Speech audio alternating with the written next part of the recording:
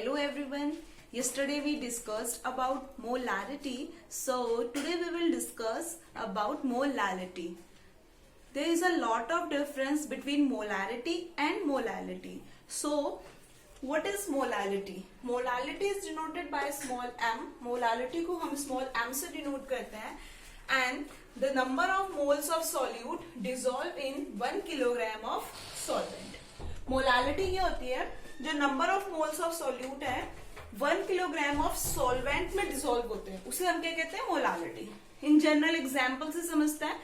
Like हमने क्या है कि कुछ लिटिल अमाउंट ऑफ शुगर लिया और उस शुगर को हमने 1 किलोग्राम सॉल्वेंट में डिसॉल्व कर दिया सॉल्वेंट में. सो जो नंबर ऑफ शुगर है वो क्या है? सॉल्यूट है और उसे किस में डिसॉल्व किया जा रहा है? सॉल्वेंट में. ठीक है. तो this is molality, number of moles of solute dissolve in 1 kilogram of solvent. And the formula of molality is molality equal to number of moles of solute, number of moles of solute upon mass of solvent, mass of solvent in kilogram. तो molarity क्या होती है? Sorry, molality क्या होती है? Number of moles of solute upon mass of solvent in kilogram. ठीक है. जो number of moles of solute है, अब यहाँ पर क्वेश्चन ये है कि number of moles of solute equal to क्या होता है? Number of moles of solute को हम स्मॉल एन से भी इंडिकेट करते हैं. So number of moles of solute N equal to क्या होता है? Mass upon molar mass,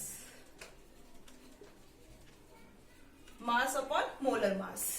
number of moles of solute equal to होता है मास अपॉन मोलर मास. सो हम यहां से क्या कर सकते हैं? मोलालिटी को कैलकुलेट कर सकते हैं. मोलालिटी इक्वल टू क्या हो जाएगा?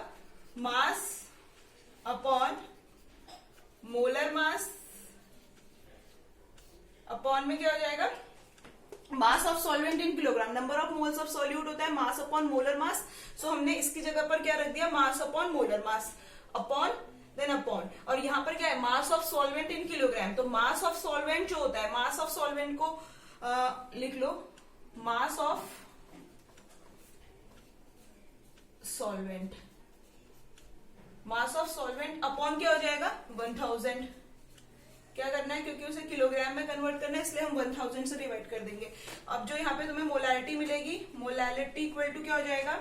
Mass upon molar mass into 1000 upon B. B क्या है? Mass of solvent, where B is a mass of solvent. Consider कर लिया हमने कि बी क्या है? मास ऑफ सॉल्वेंट है. सो मोलालिटी का फॉर्मूला क्या मिला हमें? Molality equal to mass upon molar mass into 1000 upon B. Here B is a mass of solvent. So this is molality. Now molality और मोलारिटी को हमने डिस्कस किया था. तो मोलारिटी में क्या डिफरेंस था कि number of moles of solute, molarity में जो सॉल्यूट के नंबर ऑफ मोल्स होते हैं वो डिसॉल्व होते हैं पर लीटर ऑफ सॉल्यूशन में. पर लीटर ऑफ सॉल्यूशन में डिसॉल्व किया जाता है. And here the number of moles of solute dissolve in 1 kilogram of solvent. That's why there is a lot of difference between both of them. And the formula of molarity equal to number of moles of solute upon mass of solvent. And in molarity, number of moles of solute upon volume of solution in litre. That's why क्या है कि इन दोनों के बीच में difference है काफी. यहां पर हम सॉल्यूट को 1 किलोग्राम ऑफ सॉल्वेंट में डिसॉल्व करते हैं और मोलारिटी में सॉल्यूट को डिसॉल्व किया जाता है पर लीटर ऑफ सॉल्यूशन में. फॉर्मूले में भी चेंज आता है.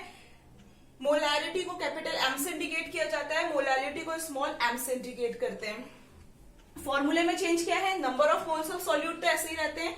मोलारिटी में अपॉन मास ऑफ सॉल्वेंट की जगह पर क्या हो जाता है? Volume of solution in litre. तो इन दोनों के बीच में कंफ्यूज नहीं होना है कि what is molarity and what is molality. तो दोनों का कॉन्सेप्ट बहुत सिंपल सा है. तो ये तो होती है आपकी मोलालिटी. तो फाइनली जो मोलालिटी का फॉर्मूला मिला वो क्या मिला? Molality equal to mass upon molar mass into 1000 upon B. This is the formula of molality. Now you can take a screenshot.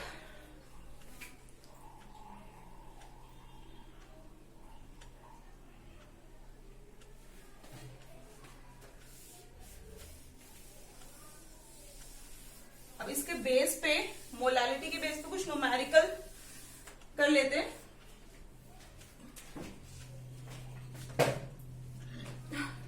Anhydrous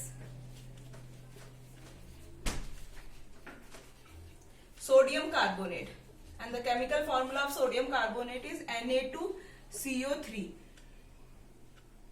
1.325 gram, dissolve in 250 gram of water, 250 gram of water, and the formula of water is H2O।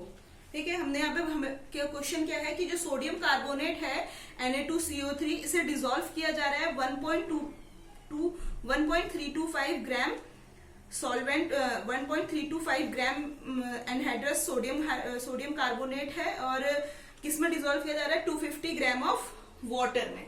ठीक है, तो अभी हमने समझा कि solute क्या होता है जिससे डिसॉल्व किया जाता है सॉल्वेंट में। लाइक जैसे हम शुगर ले रहे हैं, तो शुगर को अगर हम किसी दूसरे सॉल्वेंट में डिसॉल्व कर रहे हैं, लाइक वाटर में डिसॉल्व कर रहे हैं, तो शुगर क्या है, वो सॉल्यूट है बिकॉज उसे डिसॉल्व किया जा रहा है वाटर में, एंड वाटर क्या है, सॉल्वेंट है। ठीक है, सेम ऐसे इस न्यूमेरिकल में क्या है कि जो एनहाइड्रस Na2CO3 दिया है जैसे सोडियम कार्बोनेट, और इसकी अमाउंट दे रखी है कि 1.325 ग्राम हमने क्या लिया है, Na2CO3 लिया है, और जिसे डिसॉल्व किया जा रहा है 250 ग्राम ऑफ वाटर में। सो तो मास ऑफ सॉल्यूट, तो मास ऑफ सॉल्यूट क्या है आपके पास 1.325 ग्राम, बिकॉज इसी को क्या कर रहे हैं हम, 1.325 ग्राम को क्या कर रहे हैं, डिसॉल्व कर रहे हैं। तो मास ऑफ सॉल्यूट तो हमें मिल गया 1.325। अब मोलर मास निकालना है।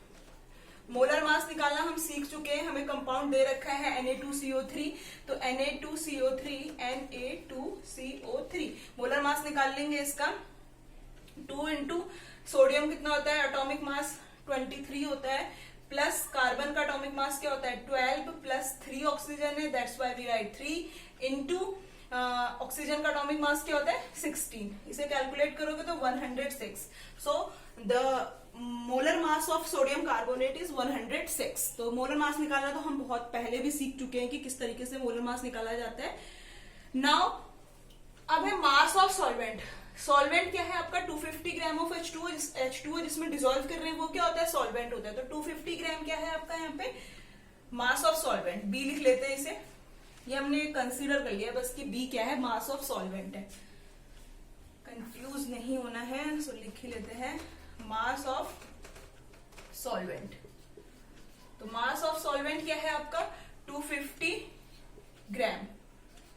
अब देखो क्या है कि यहाँ पे 250 ग्राम दिया हुआ है हमें, और हमें पता है कि जो मोलालिटी होती है, मोलालिटी के केस में जो मास ऑफ सॉल्वेंट होता है इन किलोग्राम में होना चाहिए। अभी जो हमने डेफिनेशन पढ़ी थी तो उसके अकॉर्डिंग किलोग्राम में होना चाहिए, तो इसे कन्वर्ट कर देंगे 1000 से, क्या कर देंगे, डिवाइड कर देंगे, तो ये किस में कन्वर्ट हो जाएगा, किलोग्राम में हो जाएगा। ना फॉर्मूला पुट कर लो। फॉर्मूला क्या होता है मोलालिटी का, molality equal to mass upon molar mass into 1000 जो है ये ऊपर चला जाएगा सॉल्व होने पर, अपॉन 250। तो 1000 upon mass of solvent, mass of solvent, ये क्या है, मास ऑफ सॉल्यूट है, upon molar mass 1000 upon mass of solvent. तो मास ऑफ सॉल्यूट क्या है आपका 1.325 upon molar mass 106 into 1000 upon mass of solvent क्या है 250 अपॉन 1000 था, सॉल्व करके 1000 अपॉन 250 हो जाएगा। जब इसे किलोग्राम में हमने कन्वर्ट करा तो 1000 इसलिए पहले से ही वहीं पर आ गया। ठीक है, अब इसे सॉल्व कर लो। 0 से 0 कैंसिल हो जाएगा, 0 से 0 कैंसिल, 106 से कट जाएगा 53 टाइम्स, और ये 50 इसके से डिवाइड करोगे 1.25 इंटू 50 करेंगे, अपॉन क्या है 53 इंटू 25 है, तो फिर इन दोनों के इंटू करके फिर डिवाइड करोगे तो जो आंसर आएगा वो क्या है 0.05 मोल किलोग्राम इनवर्स। ठीक है,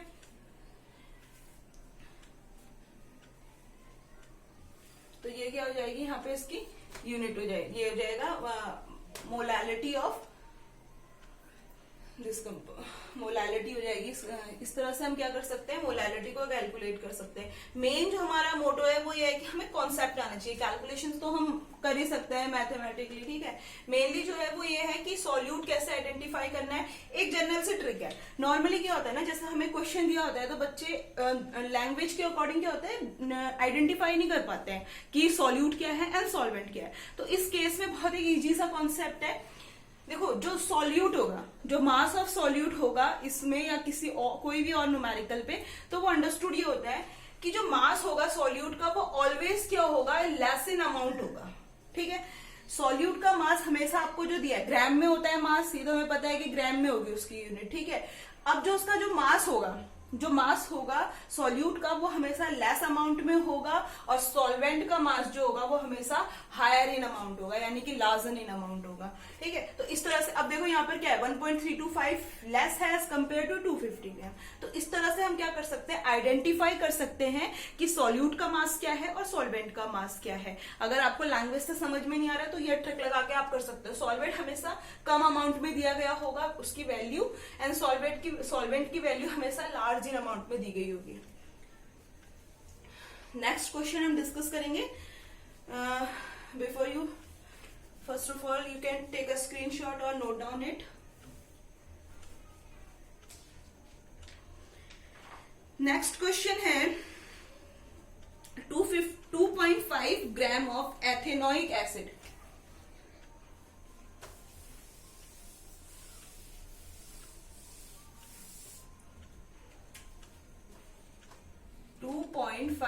gram of ethanoic acid. And ethanoic acid, the chemical formula of ethanoic acid is CH3COOH.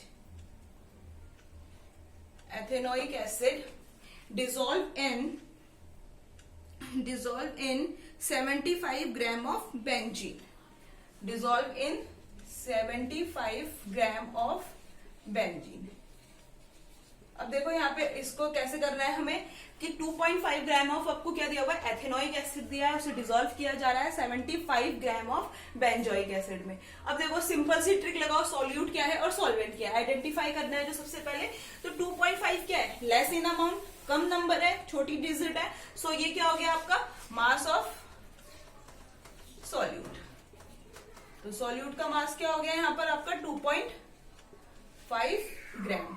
अब इसे किस में डिसॉल्व किया जा रहा है, 75 ग्राम ऑफ बेंजीन में। तो 75 ग्राम ऑफ बेंजीन क्या, large in amount, higher number है, तो यहाँ पर क्या हो जाएगा 75 ग्राम आपका क्या है, मास ऑफ सॉल्वेंट। इस ट्रिक से भी कर सकते हो, अगर आपको लैंग्वेज समझ में नहीं आ रही है कि भाई कौन सा सॉल्यूट है कौन सा सॉल्वेंट है, तो ये ट्रिक आप अपनाओ, क्योंकि सॉल्यूट जो होता है वो हमेशा लेस इन अमाउंट होता है as compare to solvent. Solvent हमेशा लार्ज इन अमाउंट होता है। तो मास ऑफ सॉल्वेंट क्या हो गया, तो वैल्यू भी लार्ज ही होगी, उसकी बड़ी वैल्यू दी हुई होगी जब उसकी क्वांटिटी ज्यादा होती है। तो mass of solvent 75 gram. Now the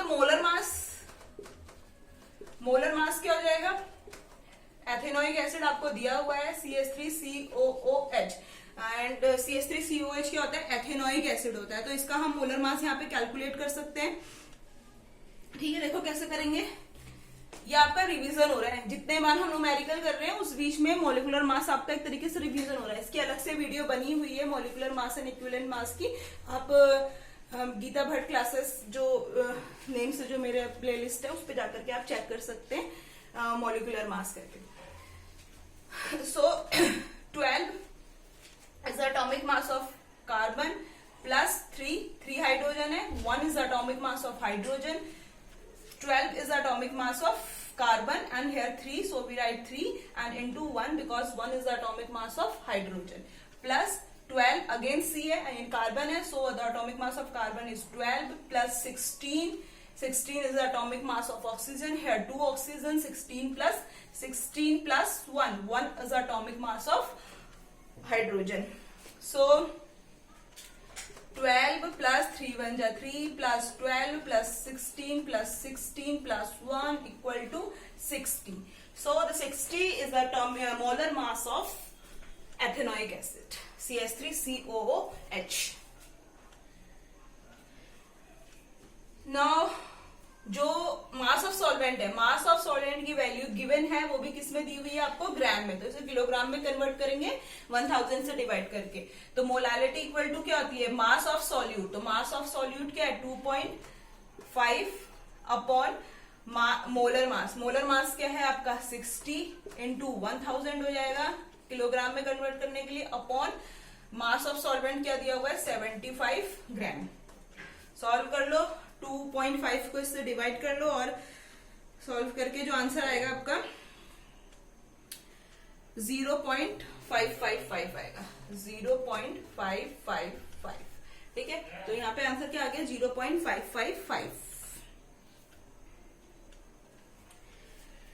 so